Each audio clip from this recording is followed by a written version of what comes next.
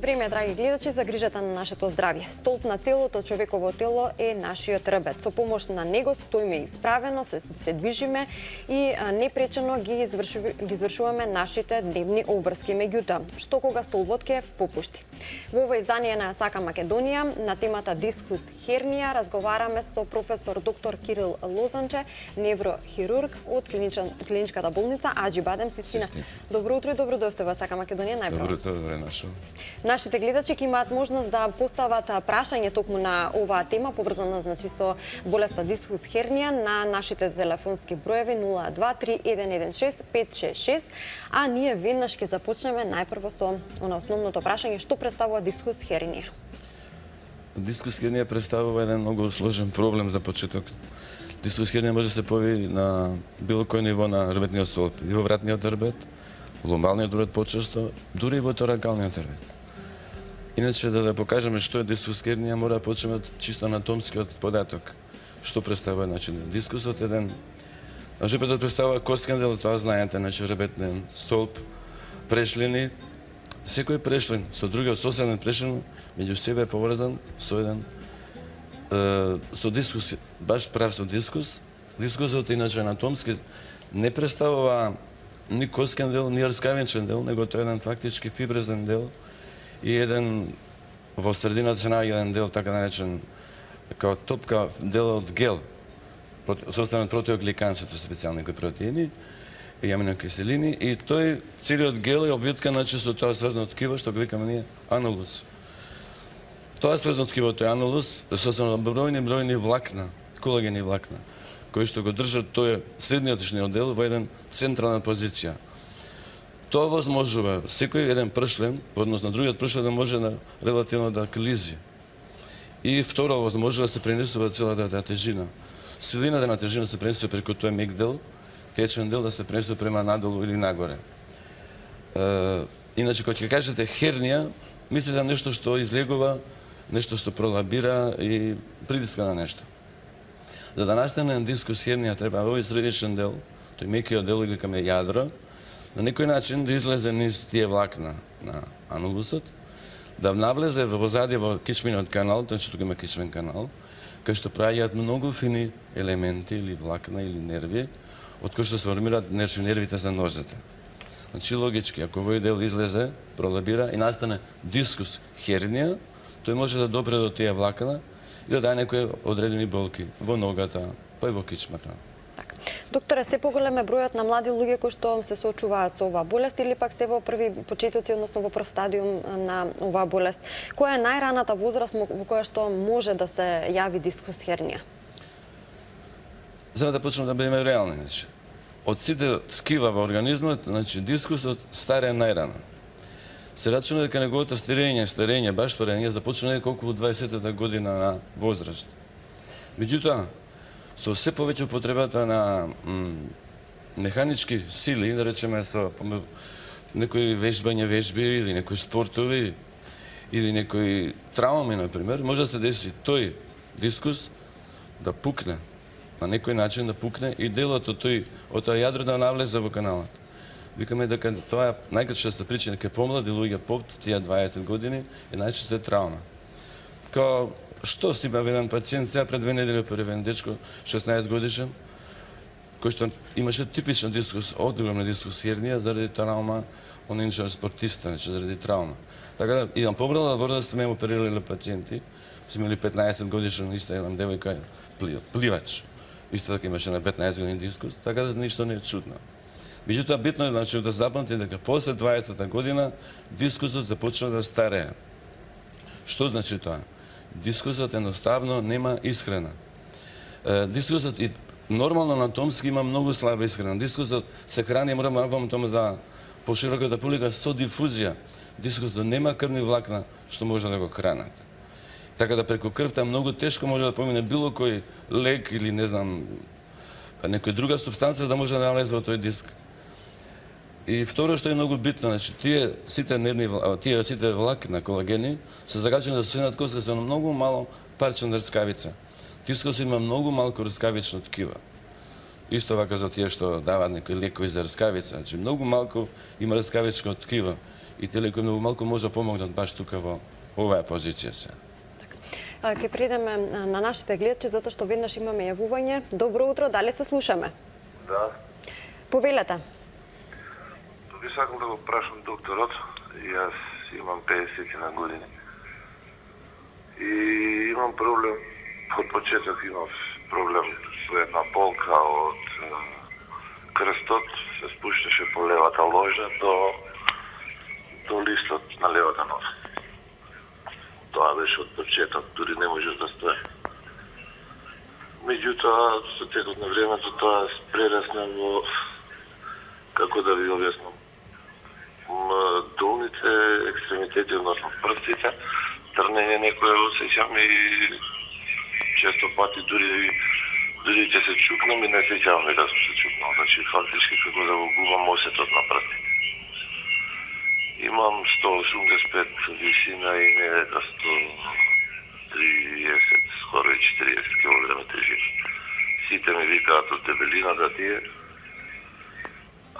Меѓутоа, не знам што да правам со тој проблем, за тоа што ми смета. А иначе сум возач по професија. 30 години возам и некои па ме викаат и дека одвозењето. Не знам што да правам. Ви благодарам, господине, за вашето прашање. Доктора? Па добро, дискусија кај водач е многу позната работа, ништо не е чудно, тоа е едно. Второ, за сите пациенти е многу битно да напомнам се. Најбитен е првиот преглед. Сите пациенти мора да бидат прегледани. Најдобро било да прегледат некој експерт што се бави со кичма. Тоа е едно. Второ, тој доктор веројатно кој ќе го прегледа, веројатно понатаму ќе направи други додатни испитувања, во кои што спаѓа најчесто магнетна резонанца. И тек после тоа, после овие двете работи заедно, треба да се одлучи што ќе се прави понатаму. Морам да напомнам за гледачите, значи многу е битно тоа. 80% од прилика пациентите ќе завршат добро со конзервативен третман, например физикална терапија, не знам, вежби, пливање може. 20% од нив веројатно ќе завршат со оперативен третман. Значи не би требало да се плашат пациентите си да ќе една операција, нели? Отприлика колку 20%. Значи за гледачот напомнам како за сите повторно, значи прв еден добар преглед, кај добар експерт што се бави со кичма, тоа е едно, и второ понатаму веројатно ќе треба да направи резонанца. Убаво ги замолувам значи гледачите да не доаѓаат, например кај доктори доаѓаат одма јас сакам резонанца да направам и после тоа се ќе се реши.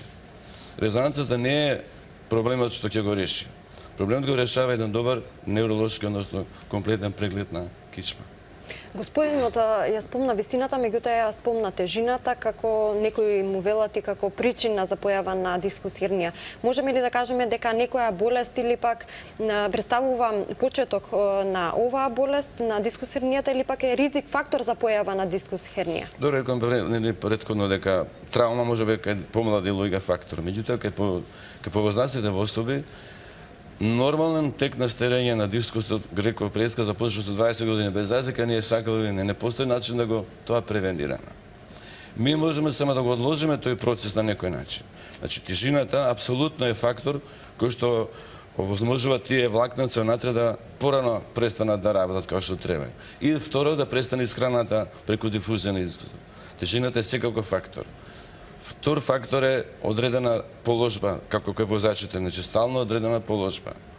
Трет фактор е исто така ослабување на мускулатурата. Ние преска не кажаме, значи целиот орбитен столб, мускулатурата напред и назад, позад орбитен столб го држи стабилно. Стабилно значи дека нема да се изместува и да се поместува. Ако е тој стабилен, цврст, тоа што тие влакна покасно почне да се уништува.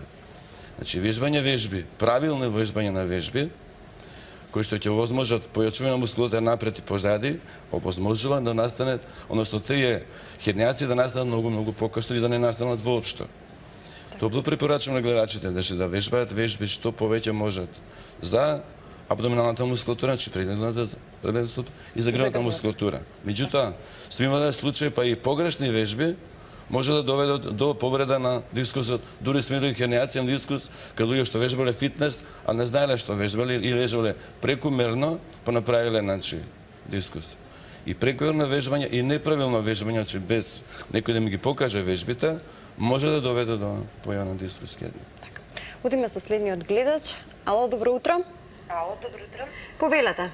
Вака, сакам прво пред се да ве поздравам вас и докторот.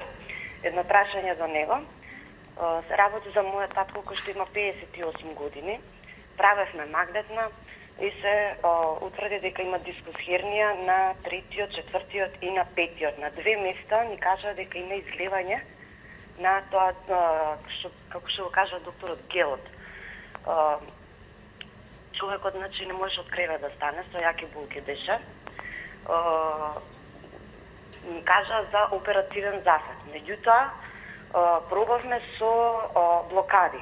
Моето прашање, колку се тие штетни и колку тие помагаат во вакви случаеви, зашто од првата блокада човекот почна да се исправуваше, меѓутоа не одеше. Со втората блокада тука застанавме, кога му оставија човекот, сега веќе се движи, сепак има она мала булка која што му се појави доле на гвуждот на левата нога, имаме и оток и црвенило позади кај мускулот, кај под коленото што доаѓа на дебелото месо. И второто прашање ми е до докторот, како се лечи или ова не се лечи, да ни објасни така подетално што понатака следи. После блокадите иде на терапија со масажа и со оние чашки што се извлекување на вакуум на месото за ослободување на оној притисок што се прави, да речеме, кај ако е потиснат нервот. Поздрав. Благодарам. Докторе, јасно поставени. Добро, блокадата е еден од конзервативниот начини на третман на болка, не на лечкување на да го излечи дискусот, него да намали болката. Дали рекувам вреска, дискус блиска на нервот, односно на корењите на нервите. И сега кога го погодите тој корен што е излегува тука од кичмата и го погодите него со некоја супстанца што намалува болка, веќе намалите болката. Ама тоа не го лечи проблемот. Значи тоа само намалува болката превремено, да речеме, сега па 15 на дена. Ако се работи за права дискус хернија со допир до нервот, со компресија негова, и ако тоа не се реши во рок од 3 месеци, треба да многу добро да се размислува за евентуално оперативен третман. Меѓутоа повторно, значи самата пациент, самата госпоѓа не кажа дали некој го прегледал пациентот, кој го прегледал и што му кажа тој што го прегледа и што се на резонанца. Значи, тие заедно повторам, ако за 3 месеци не реагира на козмен третман, треба да се размислува за оперативен третман. Тоа е светска статистика и светски трендови. Ова значи представува всушност само еден начин на одложување Да. на тој оперативен третман. Добро, ако не е прав, ако е само надувување на дискусот, викаме, да се надуви балчин тоа, во тој случај компресија на нервот ќе се намали со блокада. Меѓутоа, ако дискусот пукнал и навлегол во каналот, тука нема лек што може да го стопи тоа парче на диск. Тој мора да излезе надвор. Голем бројот на пациенти, докторе, кои што стравуваат од хируршки третман на дискус хернија. Што представува овој оперативен третман? Значи, да бидеме реални. До пред една десетина години во дискусот се оперираше со голо око, значи нормално класична операција, тоа се каше ламинектомија, се вади едно мало парче од коска, се легува дискус, се вади тоа парче и така тоа све. Да бидеме реални, во светот сега моментално во хит се, значи, постојат две главно минимално инвазивни методи. Едната метода е, значи, ендоскопска и другата метода е минимално отворена микроскопска хирургија. Кај нас на нашата болница се работи од старт, значи оваа втора метода, минимално отворена микроскопска хирургија. Што значи тоа?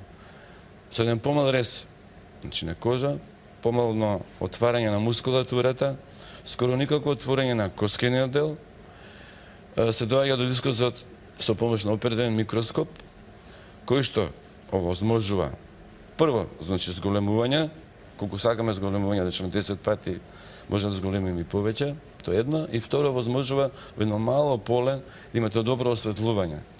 Од осветлувањето е најбитно во една хируршка операција, фактички.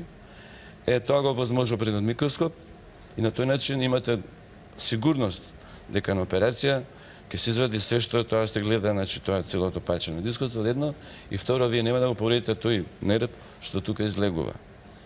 Значи, со класичната метода без микроскоп имаме шанса понекогаш да се повреди нервот, ретко ли се дешава, Со микроскопот се губи скоро уопшто ја нема таа шанса да се повреди нервот, зашто самиот нерв се гледа многу убаво, значи зголемено, со добро осветлување и теоретски нема шанса да се повреди нервот. Второ, на нашата болница е на 6 месеци уназад ише употребен апарат што се вика нейрофизиолошки мониторинг, значи апарат за нейрофизиолошки мониторинг. Нервот за цело време на операцијата може да се мониторира на тама специјални монитори, се дразни, се мониторира и вие при секој чачкање на нервот добивате импулси. Значи, на некој начин да го чачнете овој нерв, да го повредите на некој начин и одно добиете импулс тамо, така да додатна сигурност не е и тоа дека тој нерв нема да се повреди. Зашто главно ми прашавте преска кои се главни опасности после операција, нели? И обично сите пациенти се плашат, значи после операција он ќе остане парализиран, нека може да стане и така, тоа е главно тоа ми го кажуваат пациентите. Нажалост и нашите колеги доктори тоа го потенцираат исто така. Веројатно покушувајќи на некој начин да се го зголемат својата работа конзервативна и многу малку пациенти доаѓаат кај нас. Значи повторувам, на овој начин со наша метода ви имате фактички скоро 100% сигурност дека ви нема да го повредите нервот. А и претходно, значи, имаме многу малку шанси да го повредим нервот. Сите компликации на овие операции, сите компликации се околу 4%. Одиме со следно јавување. Дали имаме друг гледач на линија? Добро утро. Добро утро. Добро утро, повелете. Би го поздравила докторот и сакам да го прашам за барем некоја смерница да ми даде. Се работи за дете на 24 годишна возраст. Значи имаше проблем со кичмата пред едно 4 години. Се правеше магнетна тогаш и се установи не дискус хернија, туку дископатија, не знам дали е тоа исто. И докторите рекоа дека тоа не е ништо страшно. Тогаш детето е спортист, играше кошарка и така натаму. После тоа се правеше втора магнетна, исто така. Значи немаше некои, не знам какви проблеми. Меѓутоа, од нова година наваму, не е само кичмата, туку болката се префрлува и подолго време уназад. Значи, некогаш на кичмата, па отколкото надолу кон ногата, па во моментот му е десното рамо, то се врат целофатено, така да стварно не знаеме што понатаму да превземиме. Масери, не знам, физиотерапевти, на физикална одеше. Навистина се работи за млада особа и дури сега имаме дадено крст и чекаме на ревматологија, да не е нешто ревматолошко, затоа што, мислам, баш сега го болеше кичмата пред да се растипи времето, значи додека беше топло беше подобар, дали од времето, не знам што да кажам, би сакала од докторот некаков совет за ми. Благодарам. Докторе, дали може тука се работи за погрешна дијагноза? Не може да кажам точно за што се работи. Ако она каже дископатија, тоа веројатно мисли дека дискот значи не е пукнат, не е направена хернијација, него дискот е набубрен, претпоставувам, и е болен.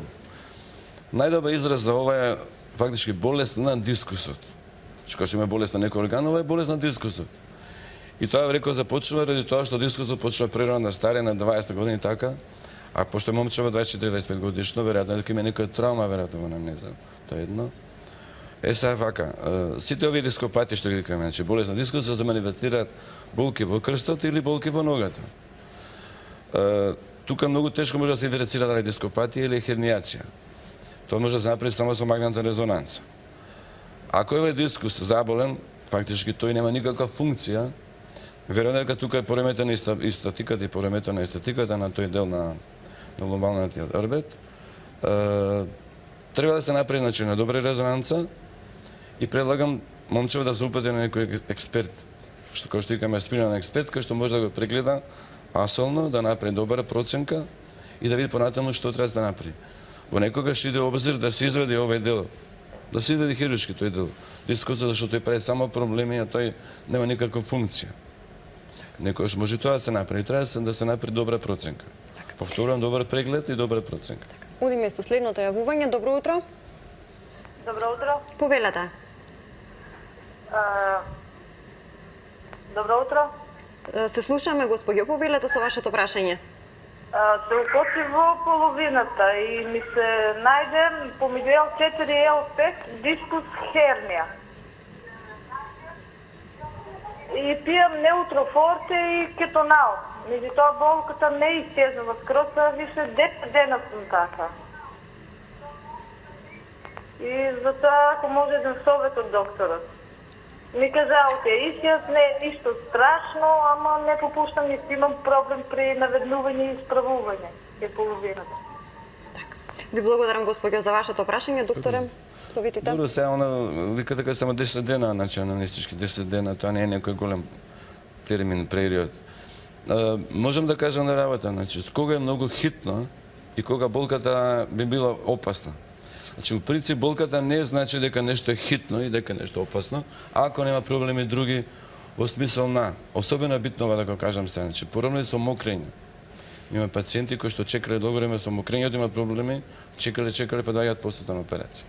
Значи, ако имате проблем со мокрење, треба одма да се прегледа некој добар доктор, значи спинален, што ради со спинална хирургија и веројатно ќе треба да се направи хитна резонанца магнета. Во тој случај дури ако се работи за хернијација на дискусот, ќе треба одма да се изведи хируршки дискусот, зашто секој компресија на тие нерви што се битни за мокрење, оневозможува понатаму да се попре тоа и после операција да се попре мокрењето. Значи тоа е многу битно, хитно треба да се интервенира. И сега хитно треба да се интервенира ако имате парализа например на стопалото. Стопалото не може да го дигнете нагоре или надоле. Тоа значи дека нервот е бајге оштетен и дека треба многу да се размислува брзо, значи да се направи брза интервенција ако треба, ако има тоа дискус хернијација. Исто така јака болка, кој што ништо не може да се смири дури на морфински слични некои препарати, треба да се размислува евентуално на една хитна операција. На другите случаи не се толку битни. Значи болката не е битен симптом кој што возможува дека треба хитно да се направи некоја операција, треба хитно да на доктор да отиде. Меѓутоа, ако болката трае повеќе од 3 месеци, не се смирува, би требало да се размислува евентуално на некој оперативен третман. Докторе, дали постои опасност од како ќе се направи хируршки третман на пациентот болеста повторно да се врати? Значи, преска реков, значи, сите можни компликации се преку околу 4%.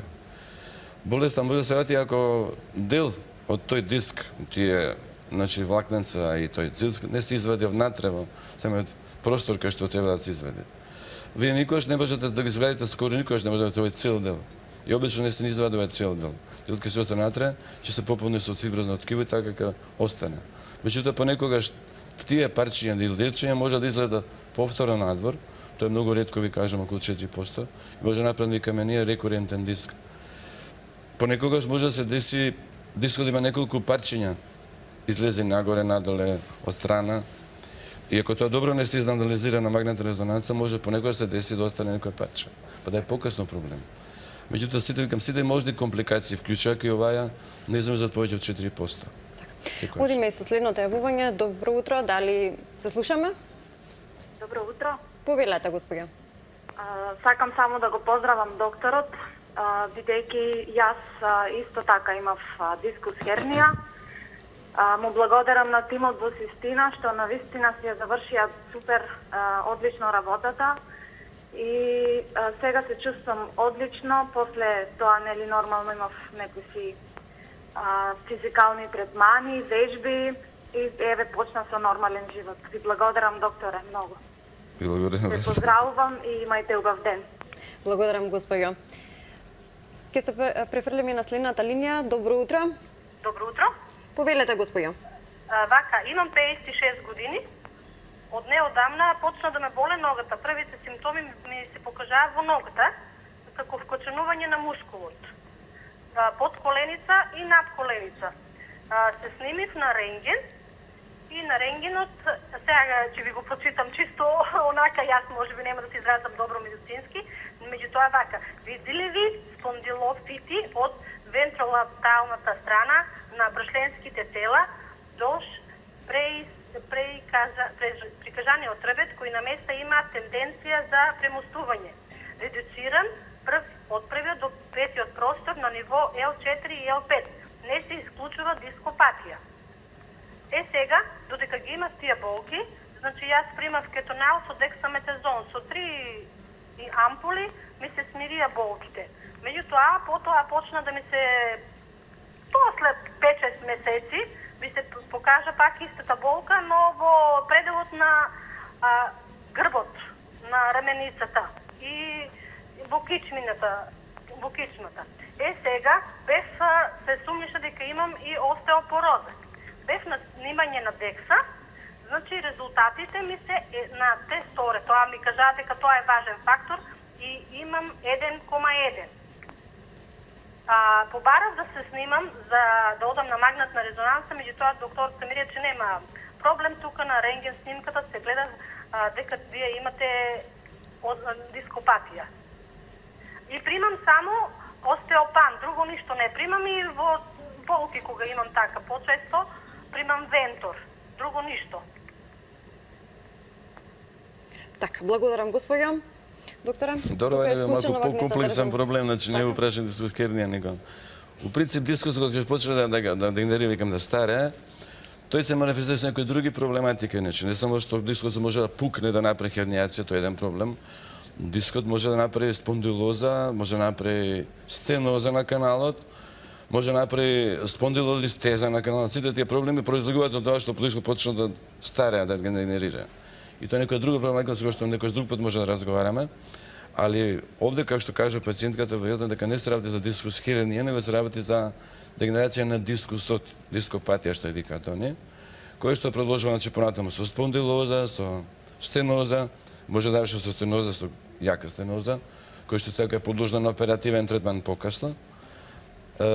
Така да и плюс она има исто така значи остеопороза.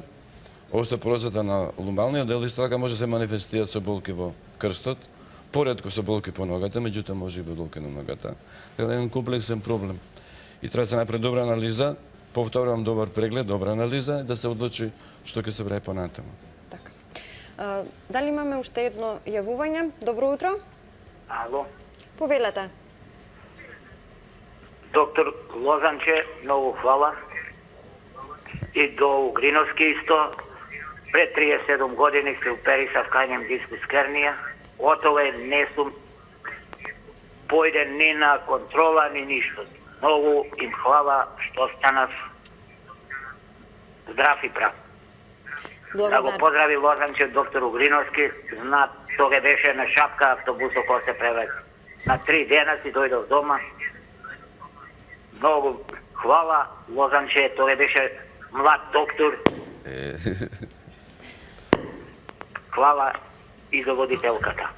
Благодариме господине, ете задоволни пациенти кои што навреме реагирале, значи и навреме пристапиле на овој проблем. Не, тоа само да повторам, сакам да повторам, значи компликациите, сите можни компликации не се повише од 4%. Така да нема потреба пациентите во принцип да се плашат дека они после операција ќе бидат полоши, ќе бидат парализирани, дека ќе има некои проблеми. Мислам, тоа е целата поента на оние вакви пациенти, да речем, што би требало да кажат. Нема потреба да се плашат луѓето воопшто. Во интерес на времето, мислам дека ќе имаме можност да вклучиме уште еден гледач. Добро утро. Така, немаме гледачи. Докторе, за крај, повторно... Имаме, да. Добро утро, господине, повелете. Да опрашам докторот нешто, јас се оперирав пред 2,5 години исто од кауда еквина. Имав големи страшни проблеми, болки и по снимката покажа дека морам да се оперирам, испадна кауда еквина, а моментално помина болките 2,5 години има од тогаш, болките ги немам, почнав да се движам, али долниот дел на долните екстремитети носам перониуси на двете нозе, и некако чувствувам некое минимално, да кажам, подобрување, значи иде, али докторот да ми каже повеќе за ова, како би стоела работата, што би стоело, дали знаел неговата пракса за враќање, до кој степен може да се поврати состојбата на организмот и во тој смисол, мислам. Благодарам, господине докторе. Ова е преска што го напомнав, значи тој синдром на кауда еквина што го каже господинот, тоа е еден синдром значи на зафаќање на повеќе нерви, односно повеќе радикси, корење на нерви што тука проаѓаат баш во тој лумбален дел, тука се као лепеза на нерви. Колку повеќе нерви се зафатени, толку имате повеќе синдром на кауда еквина, меѓу другото зафатени се нервите за мокрење, што преска напомнав. Многу тешко се оправува тој синдром на кауда еквина, ако се повредат тие нерви за мокрење, нервите прават исто така парализи и нервите за парализа на стопалото. Докторе, често можеме да се излажеме дека болката во вратот или во кичмата можеме да ја лекуваме. Често болката во вратот можеме да ја поистоветуваме со главоболка, можеби. Можеби да, точно. Така, можеме ли на тој начин да се залажеме едноставно дека станува збор за главоболка, не станува збор за некој проблем, односно некој заболување на дискусот? Добро, днеска зборим за болки во лумбалниот предлем, меѓутоа некој друг пат ќе зборим за вратниот дрвет, ама во принцип главоболката може да, особено главоболка позади локализирана, може да е поврзано со проблемот во вратниот орбит. Може да има таму исто така вака дискус хернија, може да има многу почесто спондилотични промени, стенотични, може да има исто така пореметување во статиката на вратниот орбит, ама сите тие може да даат апсолутно и главоболка. Така. А некој друг мисли тоа треба да види веројатно. Ќе го патиме и тој дел, Да. затоа што често и ние, нели, и помладите лица често се залажуваат лечејќи ја главоболката наместо да отидат на преглед. И за крај, последен совет, кога треба да се пристапи за еден детален преглед кога станува збор за болки во лумбалниот дел. Може да подобро како совет, Совет, е нормално. препорака. Така. Прво, 80% од сите луѓе имаат болки во орбитот, на некој дел, или вратен или лумбален. Тоа е многу голем простор. Второ, нормален процес на старење е процесот на старење на дискусот. Тоа тука ние многу не можеме да влијаеме врз тоа. Тука е пуно фактори, генетски, искрани, вежби, не знам такви, позиции, положба на телото. И трето, топло препорачувам на пациентите да бидат добро прегледани од некој експерт што се бави со спинална хирургија, најдобро тоа. И дури после тоа дојдат да прават снимања, ако треба да прават снимања. Не препорачувам пациенти да прават снимања, обично прават резонанци пред да дојдат на некој преглед. Не значи дека секоја болка во крстот и треба да се снима на магнетна резонанца. Нема потреба. Докторе, ви благодарам за утринскиот разговор, секако за вашите совети во однос на проблематиката, односно болеста дискус хернија, а јас на нашите гледачи ќе им се заблагодарам за вниманието кој што ни го пружија денеска и ќе ги посоветувам да се заедно со нас и во понеделник со почеток во 6:45. До гледање.